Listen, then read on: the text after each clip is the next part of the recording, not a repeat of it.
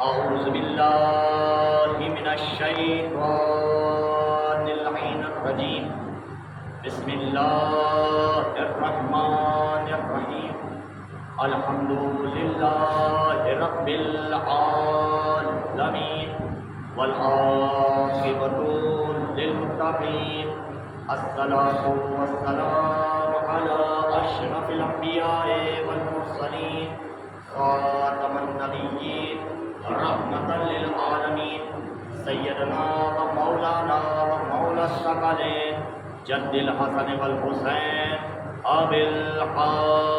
اللهم صل على محمد وآل محمد وآل بيته الطيبين الطاهرين المعصومين المظلومين واللعنة الله على أعدائهم أجمعين من يومنا هذا إلى قيام يوم الدين. أما بعد فقد قال الله سبحانه وتعالى في محكم كتابه المجيد وفرقان الحميد وهو قول الحق. بسم الله الرحمن الرحيم. ويقول الذين كفروا لست مرسلا قل كفى بالله شهيدا بيني وبينكم ومن عنده علم الكتاب. صلوات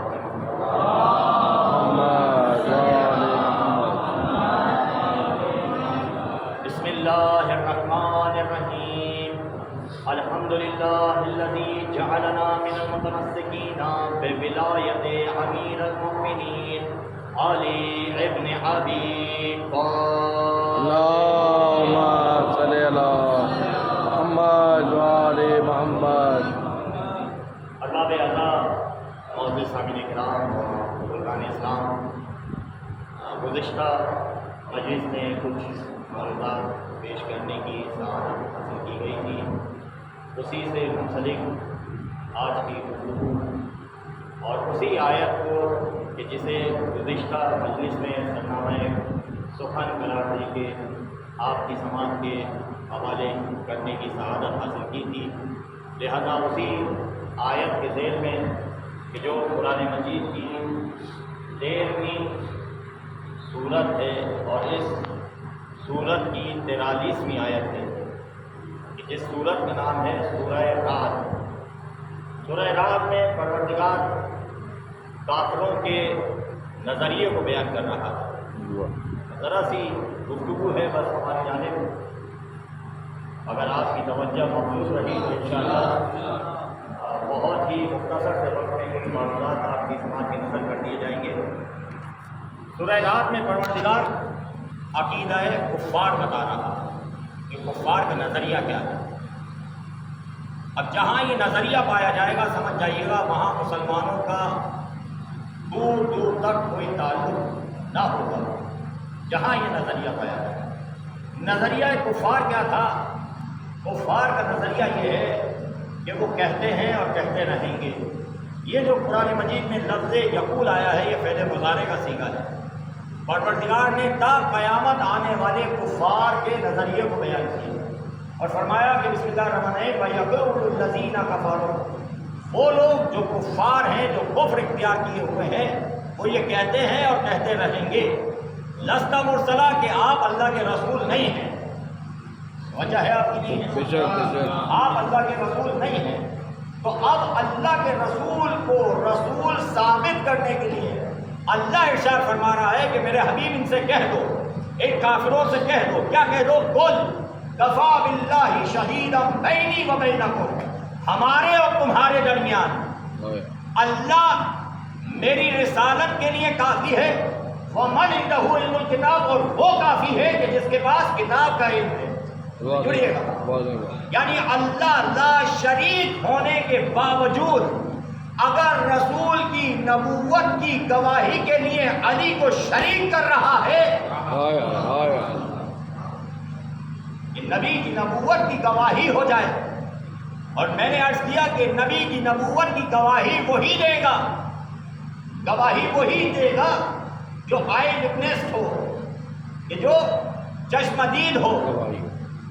بھائی گواہی دینے کے لیے آپ موقع والدات کے بارے میں پوچھتے ہیں، تفتیش کرتے ہیں، جو آئی او آفیسر ہوتا ہے وہ انویسٹیگیشن کرتا ہے اور پوچھتا ہے کہ آپ نے کیا کیا دیکھا، تو جو دیکھا ہوتا ہے وہ بیان کرتا توجہ کیجیے گا بھائی. میں کچھ الفاظ اس لیے بھی آپ کی سماعت میں نظر کر رہا ہوں کیونکہ ہمارے محترم برادر ایڈوکیٹ صاحب نے جس عقیدت سے اس فرش اعلیٰ کو بچھایا ہے، سیدہ فاطمہ الزہرا سلام اللہ علیہا،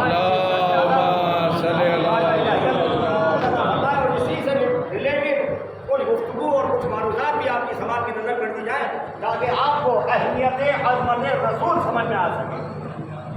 میں نے عرض کیا کل کی مجلس میں سارے فرقوں کا دار و مدار، جتنے بھی فرقے آج اسلام میں بن رہے ہیں وہ صرف اور صرف اس لیے بن رہے ہیں کہ کائنات کے رسول کو سمجھا نہیں گیا. اگر کائنات کے رسول کو سمجھ لیا جاتا، کائنات کے رسول کی حقیقی طور پر پیروی کر لی جاتی، تو آج سارے فرقے جو ہے وہ ختم ہو جاتے، صرف ایک رسول کی امت ہوتی. آج جو 73 فرقے مسلمانوں میں بڑھتے چلے جا رہے ہیں، ان کی وجہ یہ ہے کہ سرکار نے خود فرمایا تھا کہ میری امت میں 73 فرقے ہوں گے، لیکن ان 73 فرقوں میں صرف ایک ناجی ہوگا، ایک نجات پانے والا ہوگا، باقی سب کے سب جہنمی ہوں گے. جوڑ رہے میرے ساتھ نہیں جوڑ رہے؟ کائنات کے حبیب فرما رہے ہیں کہ اس 73 فرقوں میں ایک جو ہے وہ جنتی ہوگا، ایک کامیاب ہوگا، ایک فرقہ فائز ہوگا، باقی 72 فرقے جو ہیں وہ ناری ہوں گے، جہنمی ہوں گے. اب آپ جائیے کسی بھی فرقے کے پاس جائیے، ہر فرقے کا ماننے والا یہی کہے گا کہ وہ ناجی فرقہ جو ہے وہ میں ہوں. وجہ ہے آپ کی نہیں، وہ کامیاب فرقہ جو ہے، وہ جنتی فرقہ جو ہے وہ میں ہوں. بھائی ہر فرقے کا دعویٰ یہ ہے، اور دعوے کو ثابت کرنے کے لیے وہ کوئی ہریرہ کی روایتیں نہیں سنائے گا، میں چرچ کرنا چاہ رہا ہوں، بلکہ وہ بھی قرآن کی آیات سنائے گا کہ بھائی یہ دیکھیے یہ قرآن کی آیت ہے، یہ ہمارا فرقہ ہے، یہ ہمارے فرقے کے عقائد کے استدلال کو پورا کرتا ہوا نظر آتا ہے. قرآن کا یہ سورہ، قرآن کی یہ آیت، ہر کوئی قرآن سے اپنے فرقے کو ثابت کرے گا تاکہ وہ فرقہ سمجھ میں آ جائے جسے کائنات کے رسول نے فرمایا کہ یہ فرقہ ناجی ہے، یہ فرقہ کامیاب ہے. تو ہمیں اب اس سے کوئی لڑائی نہیں، کوئی جھگڑا نہیں، کوئی دشمنی نہیں. بھائی ہمیں وہ فرقہ دیکھنا ہے کہ جسے سرکار نے خود کہا ہو کہ یہ فرقہ کامیاب ہے. اب مجھے نہیں پتا، صحیح بخاری جا کے دیکھیے، سنن ابن ماجہ جا کے دیکھیے، تاریخ طبری اٹھا کے دیکھیے، سرکار کا فرمان آپ کو ملے گا، یا علی انتا وشیتوں کا ہم الفائزون، اے علی آپ اور آپ کے چاہنے والے کامیاب ہو گئے. نعرہ حیدری، آپ اور آپ کے چاہنے والے سبحان اللہ، سبحان اللہ. اب ہمیں زیادہ زحمتیں اٹھانے کی ضرورت نہیں ہے، بس ذکر علی کو چھیڑنا ہے اور چہرے کو دیکھنا ہے. اگر چہرہ شاداب ہو جائے تو سمجھ جائیے گا کہ مومن ہے، اگر چہرے پر بل آنے لگے جڑیے گا. میں کچھ عرض کرنے جا رہا ہوں، کائنات کے حبیب کو اگر سمجھ لیا جائے، اگر اطاعت رسول کر لی جائے، پیروی سرکار ختم مرتبت کو انجام دے دیا جائے، تو ساری دشمنیاں ختم، ساری لڑائیاں ختم، سارے نفرتیں ختم. کیوں؟ کیونکہ سرکار کے امتی بننا ہے، کائنات کے حبیب کا فالوورز بننا ہے، کائنات کے حبیب کو اپنا آئیڈیل بنانا ہے. بھائی سرکار کو جس نے مان لیا، اللہ اکبر. بھائی جڑیے گا، میرے قریب ہو جائیے گا. میں کچھ پیغام آپ کی سماعت کی نظر کرنا چاہ رہا ہوں. جس نے سرکار سے اپنا رشتہ جوڑ لیا، سمجھ جائیے گا کامیابی اس کا نصیب، کامیابی اس کا مقدر. اب آپ نے سنا بزم رسالت میں سائل آیا، آ کے کہا یا رسول اللہ اولاد نہیں، یا رسول اللہ اولاد نہیں. سرکار خاموش. پھر کہا یا رسول اللہ دعا کیجئے کہ اولاد نہیں ہے، اولاد ہو جائے. سائل دعا منگوانے کے لیے کائنات کے حبیب کی بارگاہ میں آیا. آیا کائنات کے حبیب خاموش ہیں. جبریل آئے, فرمایا اللہ کے رسول اس کے حق میں دعا نہ کیجیے گا. آیا آیا آیا آیا آیا بھائی رحمت للعالمین ہے سرکار, آیا عالمین کے واسطے رحمت بن کے آئے. آیا یہ قرآن میں ہے نا کہ بسم اللہ الرحمن الرحیم وما ارسلناک الا رحمت للعالمین, ہم نے آپ کو نہیں بھیجا مگر عالمین کے واسطے رحمت بنا کر.